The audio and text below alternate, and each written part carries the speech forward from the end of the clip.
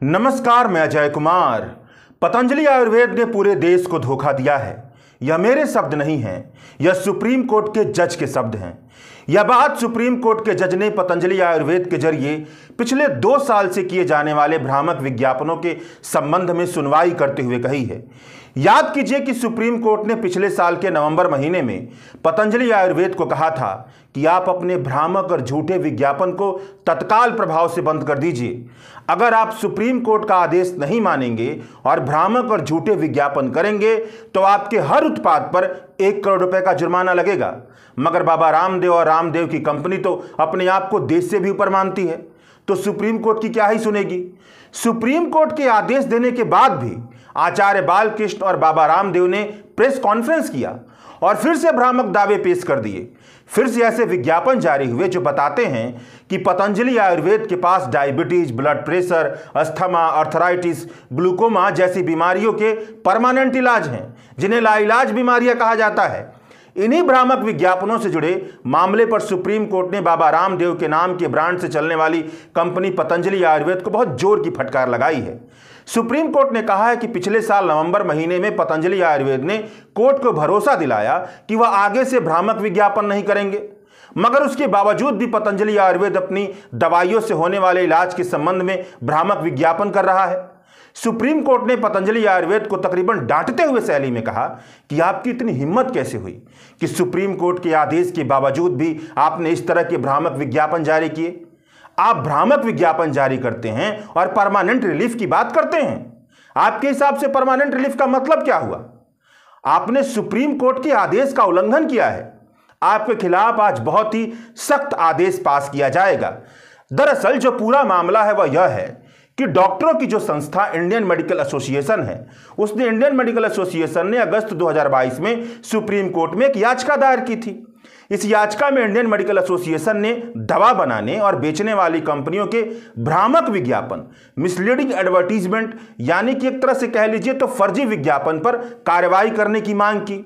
इस याचिका में कहा कि एलोपैथी और आधुनिक चिकित्सा पद्धति के खिलाफ इन विज्ञापनों में बहुत लंबे समय से लगातार भ्रम फैलाया जा रहा है। इस याचिका में बाबा रामदेव की कंपनी पतंजलि आयुर्वेद पर भी इंडियन मेडिकल एसोसिएशन ने आरोप लगाया था। इंडियन मेडिकल एसोसिएशन ने कहा कि बाबा रामदेव की पतंजलि आयुर्वेद की भ्रामक विज्ञापन करती है और बीमारियों को ठीक करने के झूठे दावे करती है।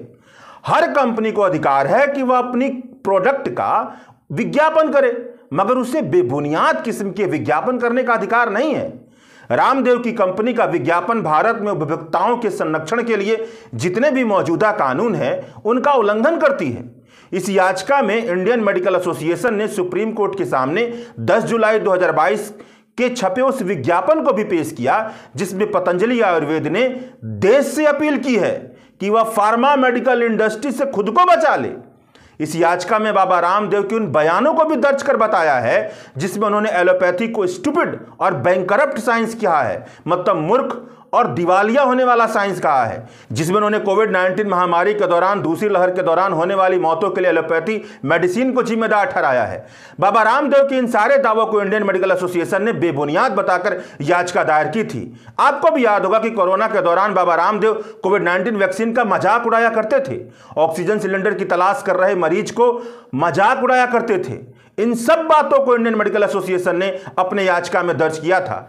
इसी याचिका पर सुनवाई करते हुए 21 नवंबर 2023 को, यानी कि पिछले साल के नवंबर महीने में, सुप्रीम कोर्ट ने पतंजलि आयुर्वेद की कड़ी फटकार लगाई थी। सुप्रीम कोर्ट ने कहा था कि पतंजलि आयुर्वेद को अपने सभी झूठे और भ्रामक विज्ञापनों पर तुरंत रोक लगाना चाहिए। अगर वह ऐसा नहीं करते हैं तो फर्जी विज्ञापन करते हैं कि अमुक दवाई अमुक बीमारी को ठीक कर सकती है, तो उनके हर प्रोडक्ट पर 1 करोड़ रुपए का दंड लगेगा। पतंजलि आयुर्वेद के वकील ने कोर्ट के इस आदेश को स्वीकार किया था, कहा था कि आगे से ऐसा कुछ भी नहीं होगा, आगे से कोई भी भ्रामक विज्ञापन नहीं होगा, किसी भी तरह का बयान प्रेस में नहीं दिया जाएगा। कोर्ट ने अपने आदेश में पतंजलि आयुर्वेद की इस अंडरटेकिंग को रिकॉर्ड किया था। इसी अंडरटेकिंग को पतंजलि आयुर्वेद ने उल्लंघन किया है। सुप्रीम कोर्ट ने इस मामले पर 27 फरवरी साल 2024 यानी कि आज के दिन में सुनवाई करते हुए कहा कि पहली नजर में साफ साफ दिखता है कि पतंजलि आयुर्वेद ने कोर्ट में दी गई अपनी अंडरटेकिंग का उल्लंघन किया है। कोर्ट के आदेश की अवमानना की है। अंग्रेजी में कहे तो कंटेम्प्ट ऑफ कोर्ट कहा है। इसलिए सुप्रीम कोर्ट ने पतंजलि आयुर्वेद और पतंजलि आयुर्वेद के मैनेजिंग डायरेक्टर आचार्य बालकृष्ण के खिलाफ कारण बताओ नोटिस जारी किया है, जिसमें वह बताएं कि क्यों उनके खिलाफ कोर्ट के आदेश की अवमानना करने के लिए कोई कदम नहीं उठाना चाहिए। इस मामले पर 2 हफ्ते बाद कार्रवाई की जाएगी। इस बीच पतंजलि आयुर्वेद को अपने उत्पादों का विज्ञापन या ब्रांडिंग करने से भी रोक लगा दी गई है। पतंजलि आयुर्वेद बीमारियों के इलाज के संबंध में किसी भी दवा के उत्पादन का विज्ञापन और ब्रांडिंग इस दौरान नहीं कर सकती है। ध्यान रखिए, बीमारियों के इलाज के संबंध में जो दवा होती है उस पर रोक लगाई गई है। जस्टिस हिमा कोहली और जस्टिस असाउद्दीन अमानुल्लाह की बेंच ने इस मामले पर सुनवाई करते हुए कहा कि केंद्र सरकार से यह पूछा है कि पतंजलि आयुर्वेद के भ्रामक विज्ञापनों को रोकने के लिए उसने क्या कदम उठाए हैं। प्रचलित मीडिया की भाषा में कहा जाए तो मोदी सरकार से यह पूछा कि पतंजलि आयुर्वेद के भ्रामक विज्ञापनों को रोकने के लिए भारत के लोगों की सरकार होने के नाते उसने क्या कदम उठाए हैं। पतंजलि के विज्ञापन ड्रग्स एंड मैजिक रेमेडीज यानी कि जो आपत्तिजनक विज्ञापन के लिए जो कानून बना है उसका उल्लंघन करते हैं, उपभोक्ता संरक्षण कानून का उल्लंघन करते हैं। मोदी सरकार की तरफ से इसके खिलाफ क्या कदम उठाए गए हैं। लाइव लॉ पर छपी खबर के मुताबिक जस्टिस असाउद्दीन अमानुल्लाह ने additional solicitor general KM. Natarajan से कहा कि पूरे देश को धोखा दिया गया। आप 2 साल तक इंतजार करें, जबकि कानून के मुताबिक भ्रामक विज्ञापन करना मना है। इस पर केंद्र सरकार की तरफ से पेश होने वाले वकील नटराजन ने जवाब दिया कि भ्रामक विज्ञापनों को स्वीकार नहीं किया जा सकता है, मगर इस पर कदम उठाने की जिम्मेदारी केंद्र सरकार की नहीं बल्कि संबंधित राज्य सरकार की है। एक तरह से कहा जाए तो नटराजन जी ने यह बात कही है कि अगर कुछ अच्छा होगा तो वाहवाही मोदी जी की होगी और अगर कुछ बुरा होगा तो जिम्मेदारी राज्यों की होगी। सुप्रीम कोर्ट ने सरकार से कहा है कि वह सुप्रीम कोर्ट में एक एफिडेविट यानी हल्फनामा दायर करके बताए कि उसने भ्रामक विज्ञापनों को रोकने के लिए क्या क्या कदम उठाए हैं। इंडियन मेडिकल एसोसिएशन की तरफ से पेश होने वाले सीनियर वकील एस पटवालिया ने सुप्रीम कोर्ट में कहा कि सुप्रीम कोर्ट के आदेश देने के बाद ही आचार्य बालकृष्ण बाबा रामदेव ने प्रेस कॉन्फ्रेंस किया और फिर से भ्रामक दावे पेश कर दिए। फिर से ऐसे विज्ञापन जारी हुए जो यह बताते हैं कि पतंजलि आयुर्वेद के पास diabetes, blood pressure, asthma, arthritis, glaucoma जैसे लाइलाज बीमारियों के परमानेंट इलाज हैं। इस तरह के विज्ञापनों को इंडियन मेडिकल एसोसिएशन की तरफ से पेश होने वाले वकील ने सुप्रीम कोर्ट के सामने रखा। द हिंदू में छपी अखबार की कटिंग रखी, प्रेस कॉन्फ्रेंस का यूट्यूब लिंक दिया। इस पर सुप्रीम कोर्ट के जज ने पतंजलि की तरफ से पेश होने वाले वकील से पूछा कि आप इस तरह की बीमारियों के परमानेंट इलाज की बात कैसे कर सकते हैं।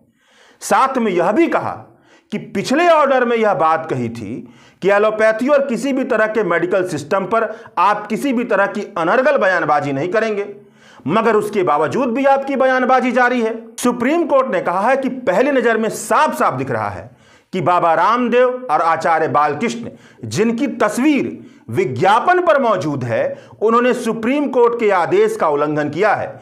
इन दोनों के खिलाफ नोटिस जारी होनी चाहिए।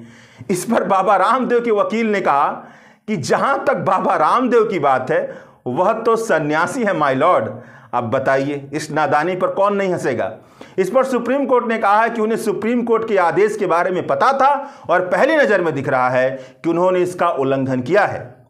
इस पूरे मामले को समझते हुए आप दर्शकों से अनुरोध है कि आप इस मामले को एलोपैथी बनाम आयुर्वेद के चश्मे से मत देखिएगा।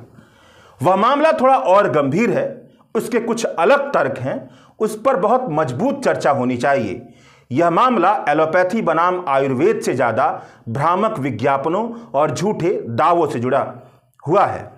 भ्रामक विज्ञापनों और झूठे दावों से जुड़ा हुआ है। अंत में चलते चलते बाबा रामदेव के बारे में यह बात तो याद ही कर लीजिए जो याद करनी चाहिए सबको कि नरेंद्र मोदी के प्रधानमंत्री बनने के पहले का समय, जब नरेंद्र मोदी काले धन की मुहिम चलाया करते थे, तो साल 2014 के चुनाव से पहले बाबा रामदेव कहा करते थे कि मोदी सरकार के बनते ही 100 दिनों के अंदर देश में काला धन आ जाएगा और हर आदमी के खाते में 15 लाख रुपए जमा हो जाएंगे। यही बाबा रामदेव जिस पतंजलि ग्रुप का चेहरा है, उसकी काली कमाई को लेकर के इन्वेस्टिगेटिव रिपोर्टिंग की दुनिया में काम करने वाली द रिपोर्टर्स कलेक्टिव की टीम ने पिछले साल बहुत बड़ा खुलासा किया था। मतलब काला धन तो नहीं आया, लेकिन बाबा ही कालाबाजारी में शामिल हो गए। खुलासा यह हुआ था कि बाबा रामदेव के परिवार के लोगों और करीबियों ने सेल कंपनियों के जरिए कई एकड़ जमीन की खरीद बिक्री की। बाबा रामदेव रियल एस्टेट की दुनिया के बादशाह कहे जाते हैं। शुक्रिया।